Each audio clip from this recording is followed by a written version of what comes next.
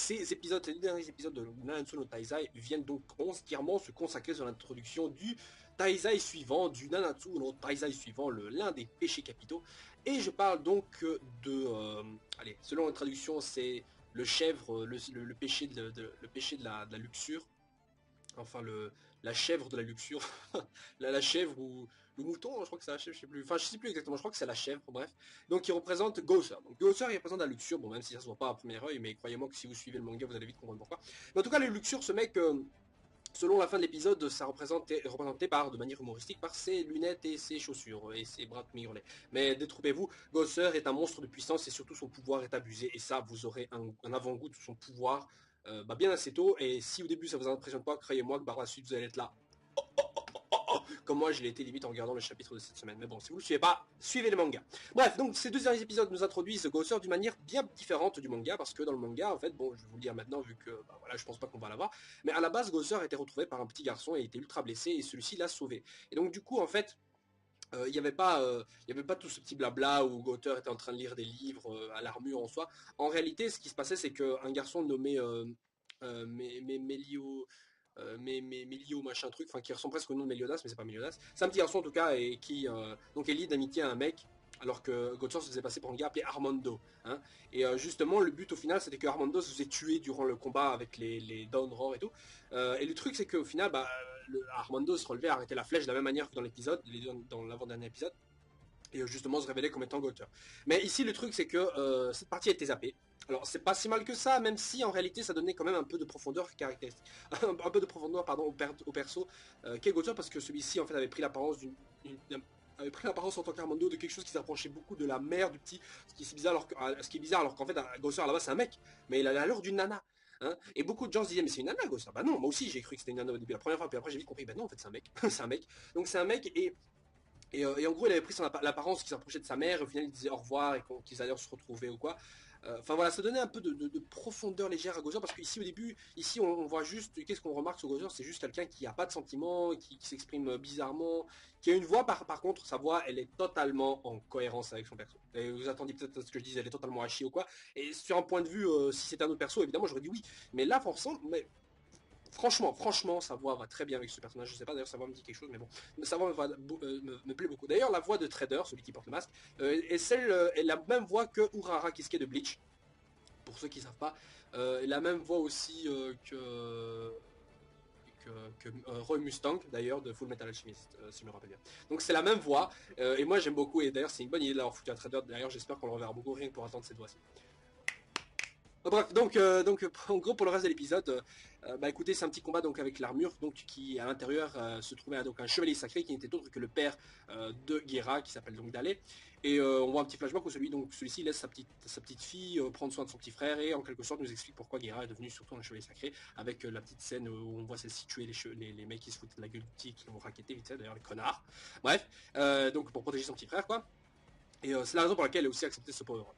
Et là, les choses deviennent assez claires parce qu'on découvre aussi qui est le grand instigateur de tout ça, j'imagine via le pouvoir de Gila, le pouvoir de Gosser et surtout par rapport aux informations de King. C'est donc Hendrickson et qui est derrière tout ça vu que Dreyfus lui-même n'est pas au courant des agissements de son alter ego. Et donc, gros petit développement, pardon, c'est aussi un peu le backstory de Meliodas. Même si on était plus ou moins au courant de ce qui se passait, on a, grâce à Kane, des petites infos sur Meliodas, c'est-à-dire qu'à la base, il était plus ou moins amoureux d'une fille qui ressemblait très portrait-réaliste, même beaucoup trop, d'ailleurs, c'est bizarre, vu que les deux viennent en même temps du même pays, d'Anafor, qui a été atomisé, justement, par Meliodas. Et donc, voilà, ils sont tous amoureux parce qu'à la base, Lise venait donc d'un royaume ennemi à Danafor, elle a été capturée, puis après, on allait la vendre, la violer, je sais pas ce qu'ils allaient la faire, mais Meliodas l'a défendu, et on voit via les flashbacks que Meliodas lui faisait subir plus ou moins le même truc qu'elle faisait à Elisabeth. Donc ce mec, c'est un pervers avec tout. Bref. Et donc du coup, qu'est-ce qu'il y a? Kane en fait file à Elisabeth l'épée que Lise avait soi-disant offerte à Meliodas, parce qu'en même temps, Meliodas il sert jamais d'épée. Pourquoi? Parce qu'il est trop fort avec une épée justement. Et ça, c'est un truc qui mais rien qu'en lisant ça, je me suis dit putain mais il a abusé Meliodas. Le mec il est tellement fort, il se bat avec l'épée avec personne. Vous avez vu les épisodes il y a quelques temps où il coupait une montagne avec une brindille d'herbe? Et ben voilà, qu'est-ce que vous voulez avec une épée, le mec il coupe en deux la lune quoi. Enfin il est plus fort que Kuro Sensei. Enfin moi de Assassination Classroom. Si vous comprenez pas, lisez ce manga, il est super cool aussi. Bref, donc Meliodas donc au final est réticent à tuer Dale parce que ce mec ne veut tuer soi-disant personne et en même temps c'est vrai que l'apparence joyeux guéluron machin de Meliodas ne donne pas l'impression de quelqu'un qui veut tuer les gens, limite il tabasse à mort et le mec il est par terre à l'aise, mais pas tuer quoi. Hein, et au final on se rend compte que la seule fois où il a totalement détruit quelque chose, c'était donc le royaume de Danafor, où celui-ci justement a été condamné en tant que le dragon de la colère, et qui a fondé par la suite les Seven Deadly Sins. D'ailleurs, pour ceux qui n'ont pas compris, d'ailleurs, les Dawn Roar sont une organisation de tueurs assassins, enfin, et qui font des expéditions punitives, j'ai l'impression surtout, et qui remplacent en quelque sorte les Taizai. Donc c'est un peu leur groupe remplaçant, bien évidemment, leur force n'égale pas totalement et entièrement celle de nos héros, mais il faut surtout pas sous-estimer Trader qui va nous montrer beaucoup de ses capacités par la suite au point de pouvoir... j'ai rien dit. Bref, dans tous les cas, les Taizai donc maintenant ont un membre en plus dans leur équipe et tout le monde est bien content, surtout que j'avais bien aimé la scène où celui-ci avait d'ailleurs, où Gosser avait arrêté la flèche. Alors maintenant certains se disent mais alors qu'est-ce que Ghost? Parce qu'on a du tout, on a des géants, on a des géants pardon ouais, des fées, des zombies, ou même s'il y a beaucoup de spéculation sur Ban en disant mais Ban est un humain, c'est juste que voilà il est immortel, c'est un zombie. Oui mais c'est plus un humain alors, parce qu'un humain tout bête ça n'a pas ça. Un Guerra en soi et les chevaliers sacrés c'est effectivement des humains qui utilisent de la magie, mais c'est de la magie. Là Ban ce qu'il utilise c'est même plus de la magie, là c'est de la sorcellerie. En tout cas c'est un sort qui le transforme en véritable zombie. Il n'y a rien d'autre à dire, c'est un zombie. Donc du coup Ban n'est plus un vivant, c'est pour ça qu'on lui donne d'ailleurs le surnom de Undead, le non-vivant. Voilà, enfin le non-mort, pardon. Voilà, donc le Ban de ce final n'est plus pour moi un humain, mais est devenu un zombie. D'ailleurs, le mec, il avait déjà des pouvoirs un peu abusés au début, avant même de boire la fontaine de la ville, machin. Enfin, soit. Et donc, mais qu'est-ce que Gozer? Qu'est-ce que... Voilà. Alors là, je peux rien vous dire, malheureusement, parce que c'est un peu trop tôt, et même si les récents chapitres me donnent des indices, et confirment totalement sur mon idée de ce qu'est Gozer, vous allez vous forger votre avis sur ce personnage par la suite. Mais il y a un truc que je devrais vous prévenir, c'est que, au premier abord, vous n'allez pas aimer ce Taizai. Et personnellement, aujourd'hui encore, je ne l'aime pas forcément. Par contre, je trouve son pouvoir ultra abusé. Ça, c'est sûr que... Non, ultra abusé. Si ce n'est un des plus abusés de tous, c'est... Son pouvoir est juste... Wow. Bref, et ce mec, vous allez comprendre qu'il a un petit côté très psychopathe. Enfin, non, non. Donc le mec il ressent rien, on va dire. Le mec il a aucun sentiment. Vous le verrez jamais faire oh oui, oh.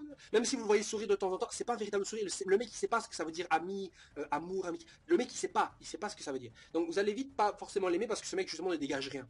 Hein. Il y a beaucoup de personnages d'ailleurs qui sont comme ça. Je vous avais déjà parlé des personnages gris, hein. Des personnages qui sont ni trop amusants ni trop sérieux, mais qui sont justement un peu entre les deux et qui parfois justement on ne sait pas trop leur donner.